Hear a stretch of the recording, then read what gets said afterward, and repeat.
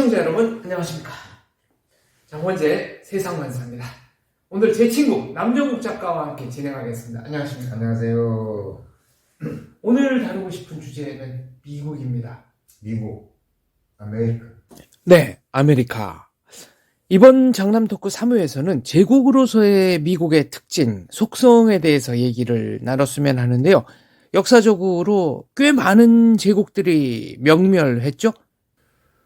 미국은 이제 제가 가끔 농담하면서 그러거든요. 세계 인류 역사에 5개 제국 얘기를 하는데 주관적인 거거든요. 네. 로마 제국, 몽골 제국, 오스만 제국, 미국, 구글 제국 이렇게 보통 얘기를 하거든요. 구글 제국까지. 예, 이렇게 제국 얘기를 하는데 그 제국들은 분명히 어느 순간에 그 문제가 생기기 시작을 하거든요. 근데 그 문제를 한 번도 그것을 넘어서가지고 제국의 수명을 연장시킨 게 아니고 제국의 그 수준을 한 단계 높여가지고 발전한 거는 아직 없습니다.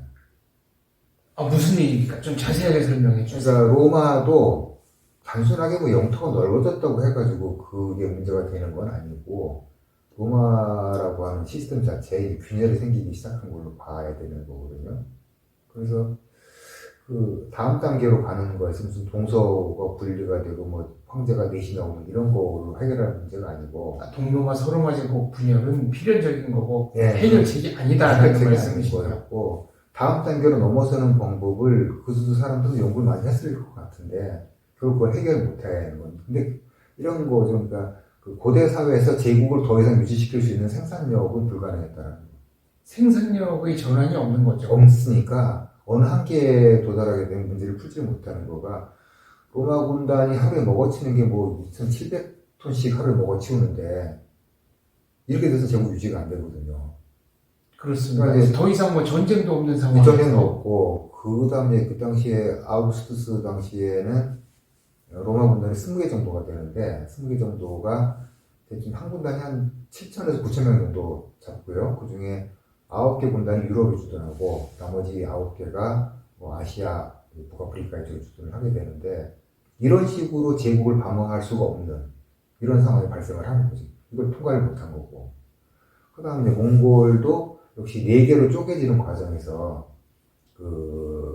기본적으로 이제 칸이라고 하는 사람이 가지고 있는 새로 정복한 땅에서 거둬들이는 세수를 분배를 해주는 거는 도저히 안 되는 바람에 이제 4수로 쪼개지면서 그걸 줘버렸거든요. 그냥 이런 식으로 쪼개지면서 그러니까 쪼개가지고 하면 좀 낫지 않을까라고 하는 게 로마하고 패턴은 똑같은 거지. 그래서 그 아들 4명이서 가지고 기착하고 뭐 일한국 해가지고 네. 얘기를 하잖아요. 그게 이제 로마하고 똑같은 경우라 볼 수 있는 거죠. 로마도 그때 황제 둘에다가 부황제 뭐 이렇게 해가지고 분할 통치를 해보면 좀 낫지 않겠느냐. 그건 해결책이 아니었다는 거지. 재벌 그룹을 쪼개서 분사하듯이 그렇죠. 운영했는데 결국은 제국도 망하고. 예. 그러니까 그거는 이제 여기서 그렇게 길게 얘기하는 복잡하게 얘기할 성질은 아니고 그런 식의 패턴을 겪고 그걸 못 넘어섰다는 거고 오스만도 마찬가지가 되겠죠. 이 발칸반도 쪽으로 진출한 쪽에서 수습이 안 되는 상태에서 내부 이제 문제가 생기니까 제국이 무너진 거고 이제 미국이 이제 시험 대회에 올라섰는데 미국이 처음에 한번 위기를 넘겼던 거가 어떤 거였냐면은 제3계급, 제4계급 이런 사람들이 나라를 만들다 보니까 입법부가 너무 센 거예요. 처음에 초창기 입법부를 민중들이 장악을 해서 말도 안 되는 법을 만들고 이 법이 기본적으로 무슨 지배계급을 탄생시키지 못하는 혹은 지배계급처럼 보이는 자를 몰락시키기 위한 방법으로 입법부가 작동을 해서 굉장히 강해졌고 나중에 입법부가 사법부하고 행정부를 짓누르기 시작을 하거든요. 이렇게 가다가는 이제 이 새로운 신생 국가의 미래가 없다 생각한 사람들이 이제 그 연방주의자는 뭐 페더럴리스트 뭔가요? 네. 그거를 한 해밀턴 이런 사람 3명이서 해가지고 거기서 3권을 이제 정확하게 분립을 하자 하면서 이제 그 입법부의 이 힘을 좀 차단을 했고 견제와 균형의 논리가 확실하게 도입이 되고 그 다음에 이제 이걸 갖다 어떻게 통합하는 이 문제에 있어가지고 주정부에다 너무 많은 권한을 주지 않는 주정부를 다 힘으로 끌고 갈 수 있는 중앙 집권적인 시스템을 만들고, 그 다음에 삼권 중에서도 이 완벽하게 그게 평등하면은 사실 곤란하고 사법부 쪽으로 힘을 좀 실어줬죠. 요 단계가 없었으면 지금의 미국은 없었다라고 저는 생각을 하거든요. 그렇습니다. 어쨌거나 최종적인 판단은 사법부가 내리고 그 결정에 대해서는 누구도 이의를 제기하지 않는다라는 사회적 합의가 확실한 겁니다. 그렇습니다. 그래서 지금 미국 헌법이나 미국 정치 시스템을 보면은 제가 정치학자는 아니지만 제가 읽은 짧은 지식으로 말씀드리자고 하면은 어떤 경우에도 포퓰리즘을 통해서 그 법이 상층부까지 도달해서 모든 관문을 뚫고 법제화되는 것이 원칙적으로 불가능하게 차단되어 있습니다. 미국의 경우에. 네, 그렇다는 말씀이죠. 하원이 있으면 상원이 있어서 그걸 막아요. 뭐 등등 이런 이 제도적인 단계들이 있어가지고 말도 안 되는, 지금 얼마 전에 우리나라 이상한 법들이 막 통과되고 하는데 이런 것들이 통과가 안 됩니다, 구조적으로.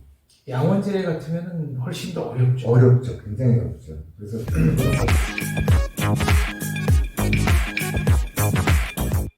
저희가 제국으로서의 미국의 특징에 대해서 얘기하고 있는데, 그렇다면 역사적으로 성립했었던 다른 제국들에 비해서 미국이 다른 점이라고 할까요? 미국의 유리한 점은 뭐가 있겠습니까? 그 전에 비하면 상상력은 압도적으로 좋아졌고, 그 다음에 미국이 가지고 있는 것은 생산력이 압도적인 상승분 플러스, 그 다음에 모든 제국은 이제 신흥 제국이라든가 이런 쪽들의 도전을 받게 되는데, 그 전에 제국들은 사실은 분명히 지보다 센 제국이 새로운 신흥 세력이 등장하게 되면은 그거를 감당하기가 어려웠거든요. 로마는 게르만이 있었고, 오스만도 이제 그 민족주의 운동이 이제 활발해지는 이런 것도 있고 한데, 미국은 그런 측면에서 방어라는 측면에서는 이제까지 있었던 제국들보다 훨씬 환경이 좋죠. 하지만 다른 제국들, 그러니까 그 제국에 맞설 만한 제2의 제국이 나와서 기존 제국을 무너뜨렸다기보다는 제국의 균열을 줄 정도의 힘만 있는 이민족이라든가 다른 세력들이 결국은 제국을 무너뜨리는 단서가 됐지 않습니까? 그렇죠. 그러니까 이제 그게 두 가지 공통으로 작동을 해서 외부의 압력과 내부의 균열이 줄딱 동기, 밖에서 쪼고 안에서 쪼는 것식으로 해가지고 제국이 이제 깨지는데, 미국은 외부로부터의 침략은 별로 염두에 두지 않아도 될 만큼 좋은 조건이 하나가 있다는 거. 내부에서는 인종 문제라든가 기타 문제가 있지 않습니까? 아까 말씀드린 그 기득권 문제. 기득권, 쉽게 말하면 이제 그 사회 상층부로 진입할 수 있는 그게 이제 끊어지는 거죠. 사다리가 없어지는 거고, 우리나라도 저는 같다고 생각을 하는데, 이제 3대, 4대가 흘러가게 되면 기득권 세력이 나오거든요. 그렇죠. 저희 어려서만 해도 당대 재벌그룹 신화가 나왔잖아요. 나왔고, 그리고, 가난한 집에서도 애가, 심지어는 고등학교 한 2학년 때만 정신을 차려도 좋은 데가 갔어요. 이른바 개천에서 용나는 게 가능했습니다. 예. 저는 뭐 개천용에 대해서는 그렇게 뭐 긍정적인 생각을 가지고 있지는 않긴 한데, 일단은 누구나 노력하면은 성공하는 것은 물론이고, 누구나 늦었지만 정신을 차리면은 좋은 대학을 갈 수 있는 이런 거였는데, 지금은 정신을 백날 차려봐야 대학을 갈 수가 없습니다. 왜 그렇습니까? 교육 격차가 벌어졌다는 거 가장 심각한 건데, 교육 격차가 지금 애들이 영어 공부를 때 5살 때부터 하는 이유가, 초등학교 졸업할 무렵이나 중학교 한 1학년 정도까지 해서 영어를 마스터를 하고 남는 시간에 수학에다가 투자를 해서 수학으로 승부를 걸겠다는 전략인데, 이거를 감당할 수 있는 부모가 얼마나 되겠습니까? 그렇죠. 하기야 유럽에서도 보면 특히 이제 영국 같은데 영국에서 공부하셨잖아요. 네. 사립학교는 일반인들이 갈 수가 없죠.